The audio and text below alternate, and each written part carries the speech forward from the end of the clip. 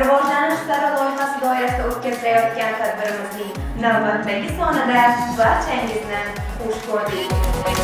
Hukumatimiz tomonidan, Respublikamiz Prezidentimizning shaxsan o'z tomonidan loyiha e'tiborga to'playdi.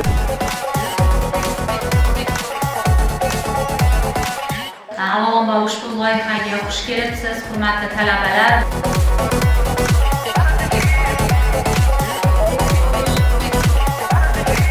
Sizni o'zingiz aslida rivojlanish yo'lidasiz. Chunki siz bugun ilm olyapsiz.